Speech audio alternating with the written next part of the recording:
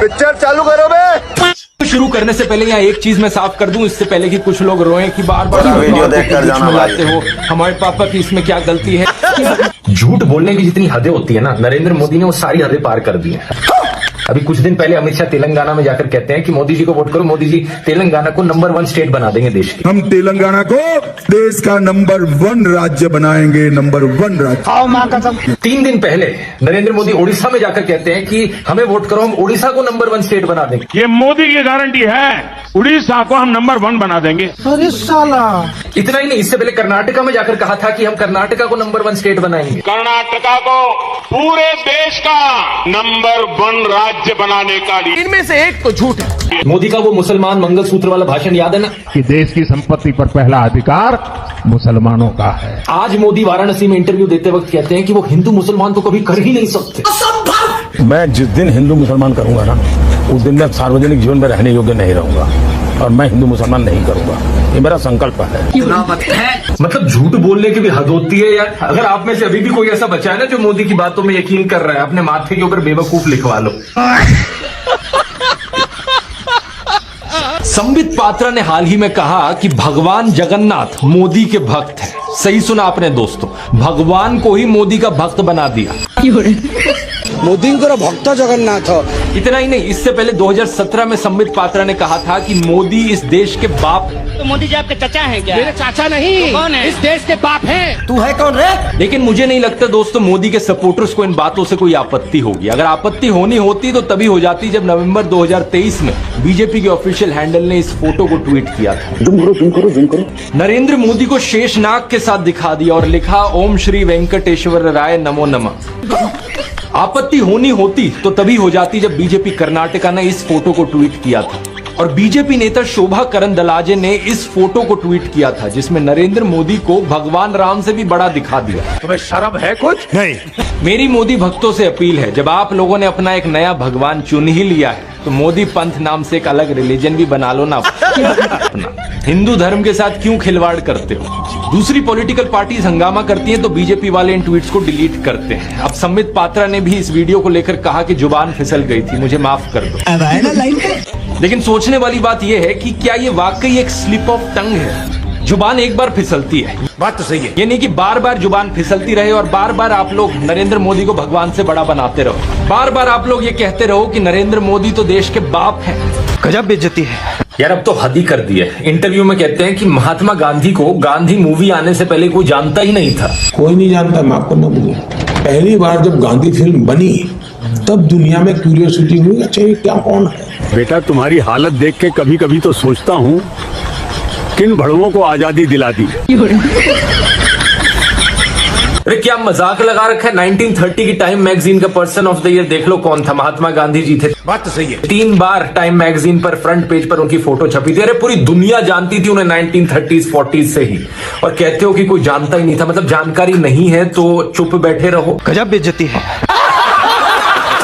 मुझे तो हैरानी होती है सही में कि आज के दिन भी देश में कुछ ऐसे लोग बचे हैं जिन्हें लगता है कि एक ऐसा इंसान अभी भी देश का प्रधानमंत्री बनने लायक है जो ऐसी उठपटांग बातें करता है। इतनी अजीबोगरीब बातें हैं। अभी एक भाषण में कहा था कि संडे की छुट्टी जो है वो क्रिश्चियंस की वजह से होती है। ये तो लेटेस्ट न्यूज है। रविवार को छुट्टी होती है, हॉलीडे, तो ईसाई समाज हॉलीडे मनाता है। ठीक है, तो तब से रविवार परंपरा शुरू हुई। अब रविवार को हिंदुओं से जुड़ा हुआ नहीं है। अरे तो क्या संडे की छुट्टी पर अब बैन लगाना चाहते हो?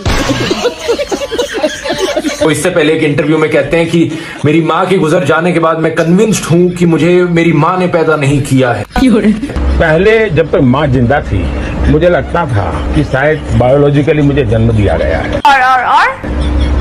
माँ के जाने के बाद मैं कन्विंस हो चुका कि परमात्मा ने मुझे भेजा है। ये ऊर्जा बायोलॉजिकल शरीर से नहीं मिली। अच्छा, रिमिक्स आइटम है ये। कोई भी मानसिक रूप से नॉर्मल इंसान ऐसी बातें करेगा क्या? मतलब सोचकर देखो, अगर आपका दोस्त ऐसी चीजें बोलने लग जाए, आपको क्या लगेगा अपने दोस्त के बारे में? बताओ जरा मुझे कमेंट्स में लिखकर। नरेंद्र मोदी वही हैं जो नाले से निकलने वाली गैस से चाय बनाने की बात करते हैं।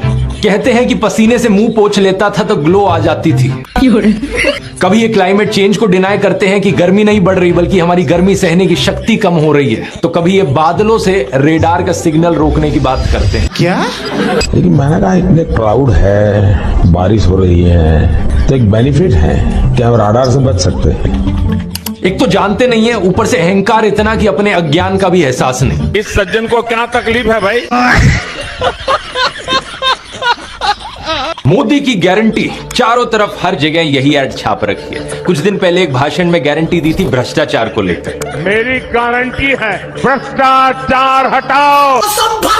इस गारंटी की असलियत सुनो। Himanta Biswa Sarma 10,000 crore Saradha chit fund scam का आरोप अब बीजेपी में है। नवीन जिंदल 21,000 करोड़ कोलगेट स्कैम का आरोप अब बीजेपी में है। अभी और सुनिए। Ashok Chavan Adarsh housing society scam का आरोप अब बीजेपी में है। Ajit Pawar 70,000 crore Maharashtra state cooperative bank scam का आरोप अब बीजेपी के साथ है। ये तो धोती खोल रहा है। Praful Patel 30,000 crore Air India scam का आरोप अब बीजेपी के साथ है। Suvendu Adhikari 10,000 crore Saradha chit fund scam का आरोप अब बीजेपी में है। 2014 से 25 ऐसे ऑपोजिशन लीडर्स हैं जिन पर करप्शन के आरोप लगे थे और अब उन्होंने बीजेपी ज्वाइन कर ली। बड़े बड़े भ्रष्टाचारी आज सलाखों के पीछे हैं। ये तो लेटेस्ट न्यूज है। सच बात यह है कि सारे भ्रष्टाचारी आज के दिन बीजेपी के अंदर है और जो नेता सलाखों के पीछे हैं वो तो वो लोग हैं जिन्होंने बीजेपी ज्वाइन करने से इनकार कर दिया। सही पकड़े हैं। 2015 में इन्होंने #Super150 इन्फ्लुएंसर्स को अपने घर बुलाया था और इनमें से माँ बहन की घटिया गालियां देने वाले गालीबाज ट्रोल्स बहुत थे। क्या बात कर रहे हैं? ऐसे लोगों को पीएम मोदी ट्विटर पर फॉलो भी करते हैं और बड़े प्राउडली वो अपने बायो में लिखते हैं, proud to be followed by PM Modi. तो कौन सा तीर मारा? ये भी देखिए डॉक्टर अंबेडकर के बारे में कितनी भद्दी भाषा का इस्तेमाल करते हैं ये लोग, वही लोग जिन्हें पीएम मोदी फॉलो करते हैं। ये सब मैंने आपको डिटेल में बताया ताकि आप ये विस्तार से देख सको कि हर जगह इन्हें अपने वफादार चाहिए। गजब बेइज्जती है। नेता, कैबिनेट मंत्री, मुख्यमंत्री, गवर्नर, ईडी, सीबीआई अफसर, इलेक्शन कमिश्नर, आरबीआई गवर्नर, जज, कल्चरल इंस्टीट्यूट्स के चेयरमैन, यूनिवर्सिटीज के वीसी, फिल्म मेकर, पत्रकार, क्रॉनी सेठ, स्पिरिचुअल गुरु, इन्फ्लुएंसर, यूट्यूबर, हर जगह इनके लोग। और ये सारे लोग चाहे अव्वल दर्जे के भ्रष्टाचारी हो, क्रिमिनल हो, निकम्मे हो, इनमें कोई खास टैलेंट ना हो, इससे कुछ फर्क नहीं पड़ता। इनकी वजह से देश का विज्ञान, देश की कला, देश की इकोनॉमी सब नीचे गिर जाए, कोई फर्क नहीं पड़ता। बात तो सही है। चाहे कोई हिंदू हो, मुसलमान हो, सिख हो, इससे भी फर्क नहीं पड़ता। बस बात यह है कि नरेंद्र मोदी का वफादार होना चाहिए। देश का पूरा सिस्टम ही नरेंद्र मोदी के वफादारों और चाटुकारों का सिस्टम बन जाए। चारों तरफ इन्हीं के ही लोग, इन्हीं के ही गुणगान। अभी और सुनिए। सरदार पटेल का नाम हटाकर स्टेडियम का नाम अपने नाम पर कर लिया और स्टेडियम के 2 एंड्स के नाम इनके दोस्त अंबानी और अडानी के नाम पर दे दिए। तुम्हें शर्म है कुछ? एक बहुत बड़ा फूलों का हार लेकर आया गया था। आमतौर पर जब ऐसा होता है तो सभी नेता उस माला के अंदर आ जाते हैं, लेकिन यहाँ क्या हुआ आप देखिए। अमित शाह और राजनाथ सिंह को देखिए। मोदी जी को जय श्री राम। गुजरात मॉडल, अच्छे दिन।